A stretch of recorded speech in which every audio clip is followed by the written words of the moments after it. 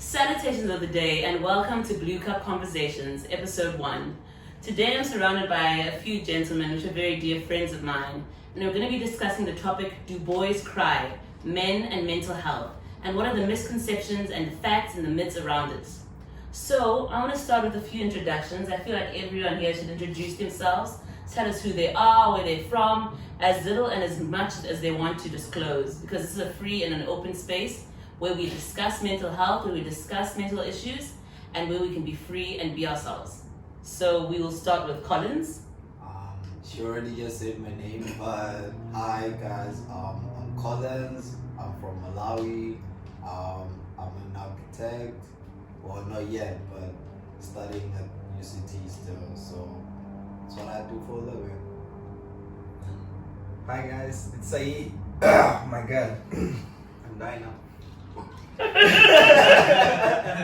Hi guys, it's Saeed at Oxywears on Instagram. If you want to find out more, that's the information you need. Hey guys, I'm Taps at tapiona.shembile at isu.com if you want to find out more. I don't have a better thing to do with my Sunday. Here I am. It's really great. This is the best thing I could think of to do with my Sunday, and here I am. It's really great. Scenes. Hi, I'm Roba from Zimbabwe. I'm literally still a student doing my master's in economics. Yeah. Hi, I'm Dave from Cameroon. I'm a researcher analyst at the London Stock Exchange Group, and welcome to our new YouTube channel. Like, Leon. share, subscribe. Comment below. Smash that subscribe button. Drink more water. So today we're going to discuss a few myths. There's a lot of misconceptions around men and mental health, and personally I feel like a lot of mental health awareness campaigns and mental health chats are directed, or usually it seems are more so directed at women or like aimed and advertised towards women. So I felt that I wanted to bring some like male mental awareness in the space, and I wanted to like see what men are thinking on the topic of mental illness and mental awareness in general and mental health. So our first myth that we're about to debunk is depression equals weakness? Or is English my first language? No. Okay. Is depression equals weakness? Is depression equals weakness? So we're gonna discuss this one and figure out, is it a fact or is it a myth? Anyone want to start? Since I started with the introductions, I think someone else could start with their opinion. It was gonna go. This whole time I really thought that he was like, since I started, I'm here as well. Yeah. But okay. I'd say, how do I put this? So, I would say it's not true, but I can see how you would believe this. So, okay, I wouldn't necessarily say that I was depressed, but I would say that at some point I went through the most. And I struggled with reaching out because I didn't want to feel like a burden. Ne? But then, like, growing up, you're told that, okay, fine, you're supposed to be the provider, you're supposed to be like the one that's like strong for others, you're supposed to be their rock. So now for you, the rock, to need to like reach out to somebody, it wasn't necessarily easy, you know? Yeah. So at some point, I guess I learned how to reach out. Well, I'm still learning, but yeah. So for you, you do think that depression was, well, you used to know that it was seen as weakness, basically, perceived as a weakness. I wouldn't necessarily say depression, but yeah. Yeah. Yeah. Yeah. Okay. Yeah. Anyone else can relate to that? I was gonna say, with regards to weakness and mental health, it's really a matter of perception, you know. We put these labels onto mental health and how we should portray ourselves in society, and going through that's kind of where we get more burden placed onto ourselves, or more self-burden, you know, because you know you're going through something, and then also because you're going through it, then the idea of weakness also gets attached to it. Because being depressed is almost like seeing yourself as weak. Weak. In that moment, that's how you feel. You feel Yeah. So it's like tied in. It's almost, I would say, it's hard to say depression doesn't equal weakness, because being depressed is a form of like being weak with You yourself. feel weak. Yeah, you feel weak. So I don't even know. How to It's almost separate. like a circle. Yeah, Circle of It's life. hard to a circle separate. of life. Yeah, that's an interesting way of looking at it, because I guess if you are depressed, you are mentally ill, i.e. you are sick, i.e. Yeah. you are not well, i.e. you are weak. But Kanye said depression is a superpower. Kanye. Yeah. Because also, no, well, for me, I feel like the superpowerness of it comes within, like when I'm very depressed personally, I feel, but this isn't about me. What do you men feel? No, but they might be able to. We Yeah. what up Kanye, bro? That's what you're gonna say. You said Kanye. You said Kanye, something within me. Oh, right.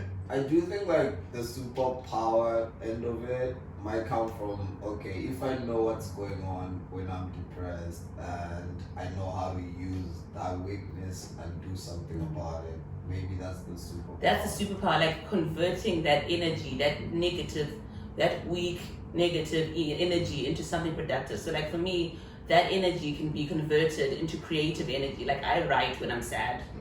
Yeah. So maybe Kanye also writes or does whatever he does when he's sad. 100%. Mm. Yeah.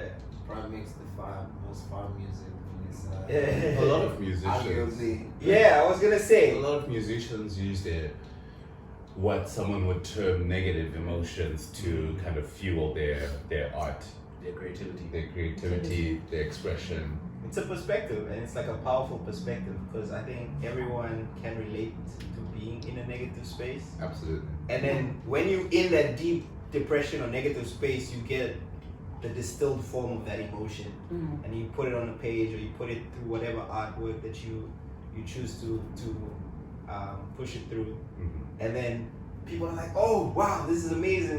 There's so much emotion." It's like they Why? can, Because you're depressed. they can feel something inside of themselves, but on that piece of paper or in that music.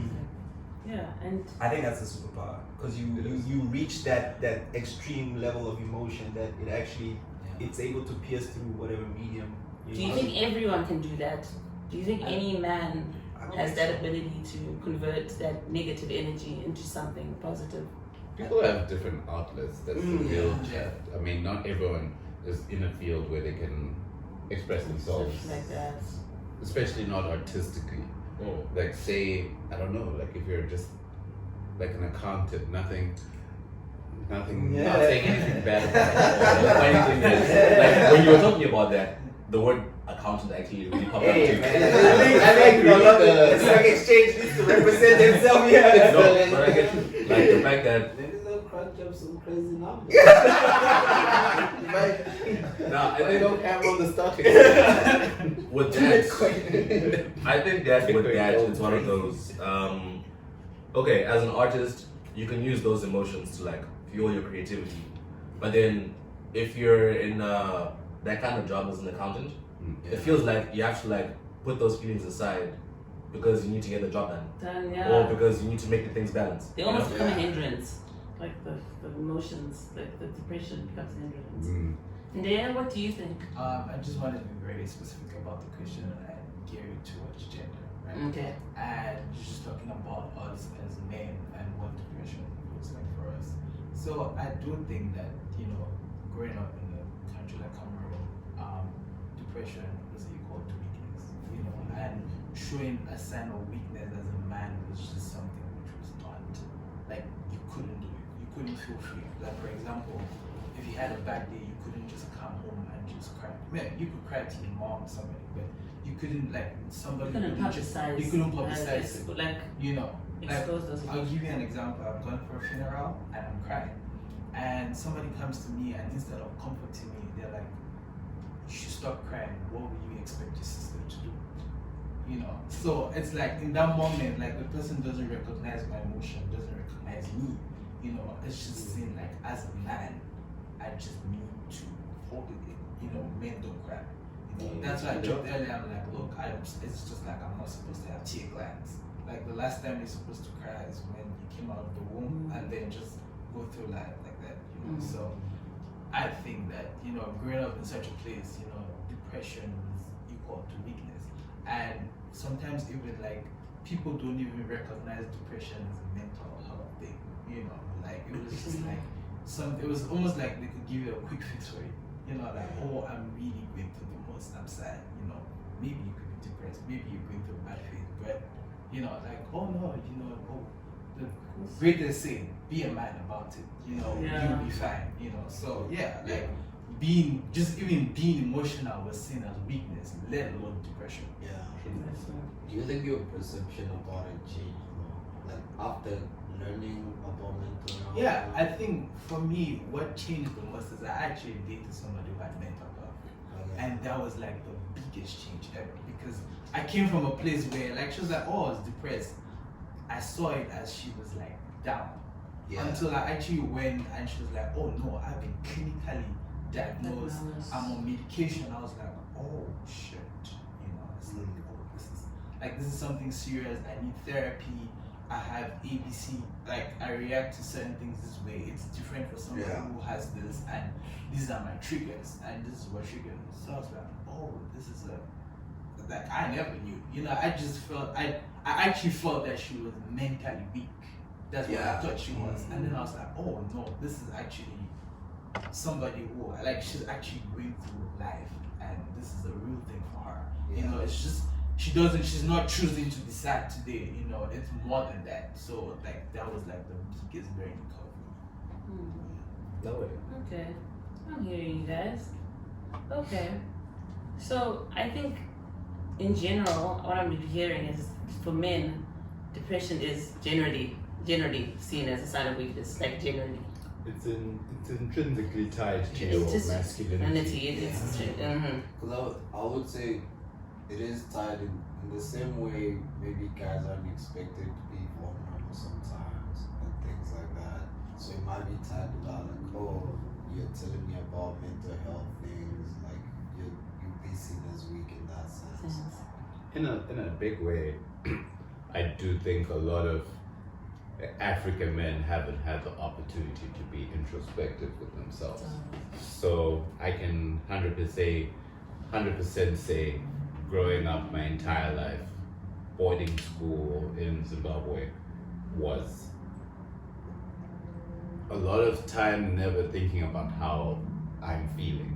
Never checking yourself, never being given that space, like there wasn't check yourself, like opportunity how are for you that. feeling?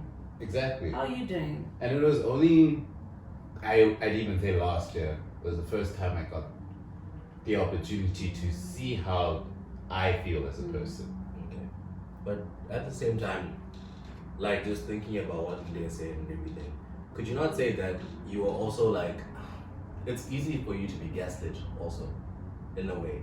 So you could be like, I'm feeling this type of way, and then like, the people around you will just be like, oh no, this is just like it's a phase. Yeah, they don't. They don't downplay it. They don't actually treat to a it point the way where it's meant you- to be treated. Exactly. Like the seriousness that they bring to it, it's not at the level that it should be. Exactly. And because of that, you yourself will just be like, maybe I'm overreacting. And that's one of the reasons why it's kind of hard to like assess that this is where I'm at and this is how I feel, this is how I can process, I think that's a big issue. Like I think with men and mental health, and I think it's something that needs to change. And men should be given like a space to like be able to investigate and be introspective with their emotions and be able to like let them out and like explore their emotions. But going on to the next myth.